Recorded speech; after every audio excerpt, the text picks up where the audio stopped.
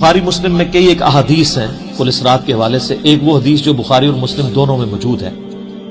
اللہ کے محبوب صلی اللہ علیہ وآلہ وسلم فرماتے ہیں کہ قیامت والے دن اللہ تعالی جہنم کے دونوں سروں پہ ایک پل رکھے گا، یعنی جہنم کو پار کرنے کے لیے ایک بہت بڑا پل رکھے گا. بخاری مسلم کے الفاظ ہیں، سب سے پہلے میں اپنی امت کو لے کے اس کے اوپر سے گزروں گا، اور اس کے بعد باقی انبیاء بھی اپنی امت کے لوگوں کو اپنے ساتھ لے کر گزریں گے، اور ہر رسول کی زبان پہ سمیت میرے رب سلم رب سلم رب سلم ہوگا. اے اللہ سلامتی فرمانا، اے اللہ سلامتی فرمانا، اے سلامتی فرمانے والے رب سلامتی فرمانا.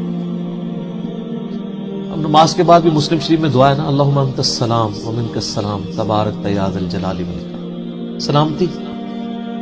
اور نبی الاسلام فرماتے ہیں یہ کلام بھی صرف انبیاء کر رہے ہوں گے، انبیاء کے علاوہ کسی کو کلام کرنے کی اجازت بھی نہیں ہوگی. آپ ویسے کہتے رہے کہ ہمارے بزرگ جو ہیں وہ پھڈا ڈال کے بیٹھ لیں گے کہ میں اپنے مرید لے کے جانے لیں گے. بخاری مسلم کہتی ہے کہ انبیاء کے علاوہ سب کی زبانیں ہوں گی گونگ، سوائے اس کے کہ وہ کہیں گے رب سلم رب سلم رب سلم. پھر نبی الاسلام فرماتے ہیں کہ بخاری مسلم کے الفاظ ہے کہ جب لوگ پولیس رات سے گزر رہے ہوں گے نا، تو پولیس رات کے دونوں جانب آنکڑے لگے ہوئے ہوں گے، جس طرح کے کانٹے ہوتے ہیں، اور وہ گزرنے والوں کو زخمی کر رہے ہوں گے، اور اٹھا اٹھا کے مجرمین کو دوزخ میں پھینک رہے ہوں گے. جیسے کرین کی آپ سمجھیں کہ وہ آگے کرین سے وہ چیزیں اچک کے پھینکی جاتی ہیں نا، تو نبی علیہ السلام فرماتے ہیں اس طرح وہ اچک کر جہنمیوں کو اس پل سے گزرتے ہوئے اچک کر پھینک رہے ہوں گے جہنم میں. اور نبی علیہ السلام نے یہ بھی فرمایا، بخاری مسلم کے الفاظ ہیں کہ ہر شخص اپنے اعمال کے مطابق گزر رہا ہوگا. کوئی سورین کے بل گھسٹتا ہوا جا رہا ہوگا. آپ سر اس منظر کو امیجن بھی نہیں کر سکتے. یہاں تو کہتے ہیں لوگ جو کچھ بھی ہے تیرے محبوب کی امت سے، تو وہ امت کون سی ہے جو گزر رہی ہوگی؟ وہ آپ ہی لوگ ہیں، ہم لوگ ہی ہیں. اللہ تعالیٰ سلامتی کے ساتھ ہمیں گزارتے ہیں، آمین.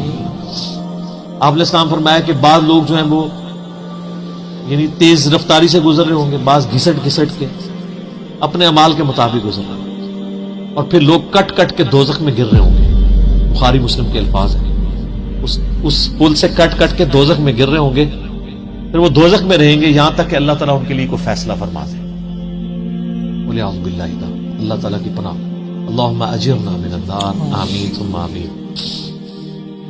صحیح مسلم میں ایک حدیث ہے، ابو سعید خدری کہتے ہیں کہ ہمیں یہ بات بھی پہنچی ہے کہ وہ پل جو ہے وہ تلوار کی دھاڑ سے زیادہ تیز اور بال سے زیادہ باریک ہوگا. یہ الفاظ بالکل صحیح ہیں صحیح مسلم کے. اس پل سے تو کوئی بندہ مہارت کے ساتھ بھی نہیں گزر سکتا، کوئی چائنی بھی نہیں گزر سکتا. وہ جو تو یہ اس کے اوپر سے گزرنا ایک معجزے والا معاملہ ہی ہوگا جس کو اللہ تعالیٰ نجات دے. اور یہ جو میں نے آیت پڑھی نا سورہ المریم کی آیت نمبر 71، اس کے کانٹیکسٹ میں کتاب التفسیر چیپٹر میں امام ترمذی اسی آیت کو ہیڈنگ بنا کے نا اس کے نیچے ایک حدیث لے کے آئے ہیں. یعنی یہ جو میں نے کہا نا قرآن میں پولیس رات کا ذکر ہے، امام ترمذی کا بھی یہی فہم ہے. انہوں نے اس آیت کی ہیڈنگ بنا کے جامعہ ترمذی میں حدیث لی ہے بالکل صحیح سند کے ساتھ پولیس رات کے حوالے سے، کہ نبی صلی اللہ علیہ وآلہ وسلم نے ارشاد فرمایا کہ یہ پولیس رات جہنم پہ رکھا ہوا ایک پل ہے جس پر سے لوگوں کو گزرنا پڑے گا، اور ہر شخص اپنے اعمال کے مطابق گزرے گا. بعض لوگ بجلی کسی تیزی سے گزر جائیں گے، جیسے آسمان سے ایسے بجلی کڑک کے نیچے پتہ نہیں لگا ود ان سیکنڈز. بعض ہوا کی تیزی سے گزریں گے جو اس سے کم نیک ہوں گے. بعض گھوڑ سوار یا اونٹ سوار کسی تیزی سے گزریں گے، بعض بھاگتے ہوئے گزر جائیں گے، اور بعض جو ہیں وہ پیدل چلتے ہوئے، اور بعض سرین کے بل گھسٹتے ہوئے. سر اتنا لمبا پل، پتہ نہیں کتنی مسافت ہے. بلکہ بخاری مسلم میں الفاظ ہے، نبی نے فرمایا کہ اس پل کی لمبائی اللہ ہی بہتر جانتا ہے، مجھے نہیں پتا کتنی. اوئے ہائے ہائے. اور بعض ایسے ہوں گے جو کٹ کے پھر دوزخ میں گر رہے ہوں گے، اور ان کا معاملہ پھر بعد میں اللہ تعالیٰ طے کرے گا کہ ان کے ساتھ کیا. جامعہ ترمذی میں ایک حدیث ہے، حضرت انس بن مالک جو حضور کو 10 سال تک وضو کرواتے رہے، بخاری مسلم میں ہے. ترمذی میں الفاظ ہیں، وہ کہتے ہیں یا رسول اللہ کیا اس دن آپ میری شفاعت کریں گے؟ فرمایا میں کروں گا۔ یا رسول اللہ مجھے اپنا پتہ بتا دیں، میں آپ کو کہاں تلاش کروں۔ انہوں نے انشور کیتا ہے، آپ نے فرمایا تم پورے صراط پہ آ جاؤ۔ اوئے ہائے، تم مجھے پورے صراط پہ دیکھ لینا، میرے امتی گزر رہے ہوں گے، میں ان کے لیے سلامتی کی دعا کر رہا ہوں۔ کہ یا رسول اللہ میں پورے صراط پہ نہ پاؤں، تو آپ نے فرمایا کہ پھر تم میزان عمل پہ آ جانا، جہاں لوگوں کے نامہ اعمال تولے جا رہے۔ نبی علیہ السلام کا نامہ اعمال نہیں تول رہا ہوگا، آپ کو تولا نے امن دے دیا نا، انا فتحنا لک فتحا مبینا۔ اور بخاری مسلم میں حدیث ہے، حدیث شفاعت کے سارے نبیوں سے لوگ ہوتے ہوتے حضرت عیسیٰ کے پاس جب اینڈ پہ آئیں گے نا تو وہ کہیں گے بس ایک ہی شخص ہے جس کو امن ملا ہوا ہے، تو محمد رسول اللہ کے پاس جاؤ، وہ شفاعت کریں گے۔ تو آپ علیہ السلام اپنی امت کی خاطر ہی یعنی میزان عمل پہ تکلیف کاٹ رہے ہوں گے۔ کہا یا رسول اللہ میزان عمل پہ بھی نہ پاؤں تو کہاں جاؤں؟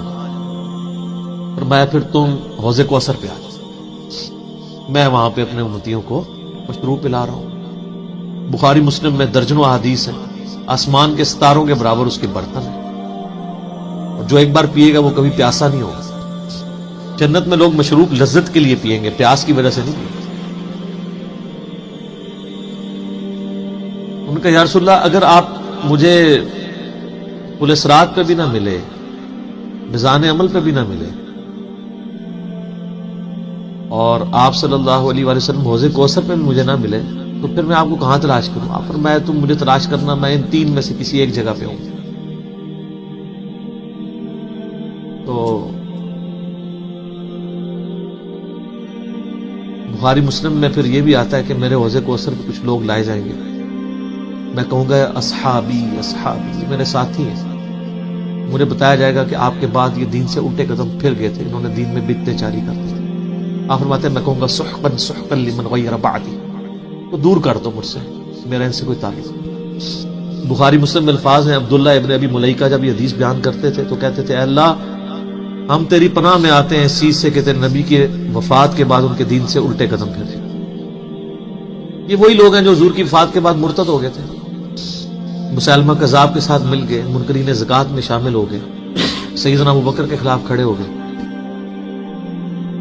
اور یہ صرف قانوناً صحابہ کے بارے میں صرف یہ حدیث نہیں ہے، عام امتیوں کے بارے میں الگ سے حدیثیں ہیں بخاری مسلم۔ یہ نہ سمجھیں کہ پچھلے لوگوں کے لیے، قیامت تک کے لیے جن لوگوں نے دین میں بدعتیں جاری کی ان کے لیے حدیثیں ہیں، اس میں امتی کے الفاظ بھی ہیں، وہ بھی بخاری مسلم ہیں۔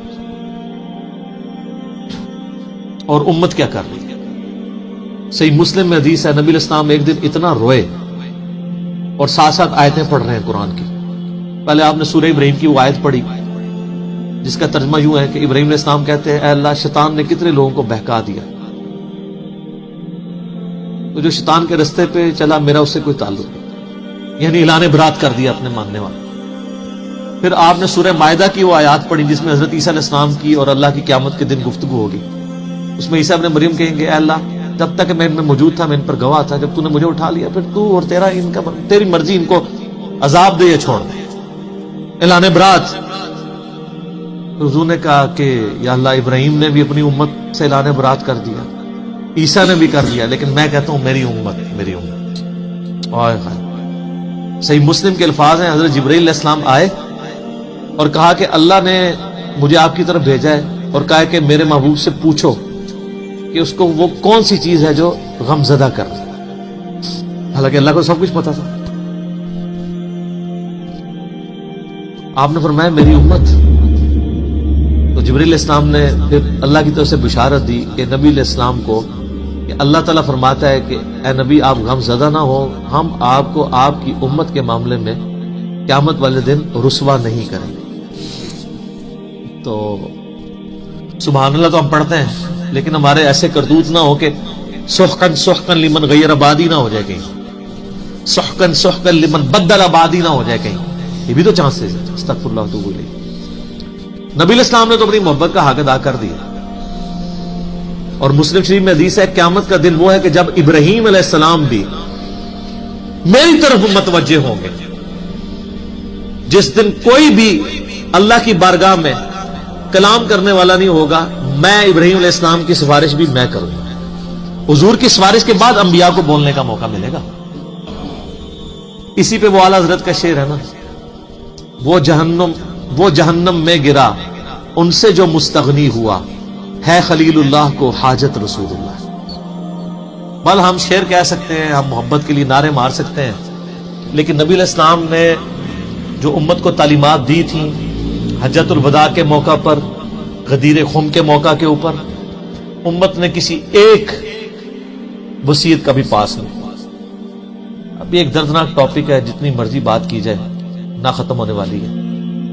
بس اس کو اسی پہ کنکلوڈ کرتے ہیں کہ اللہ تعالیٰ قیامت والے دن ہمیں اپنی رحمت کاملہ سے اپنے محبوب صلی اللہ علیہ وآلہ وسلم کی شفاعت کے ساتھ قیامت کی ساری ہولناکیوں سے بلا حساب و کتاب جنت میں داخلہ عطا فرمائے. آمین ثم آمین.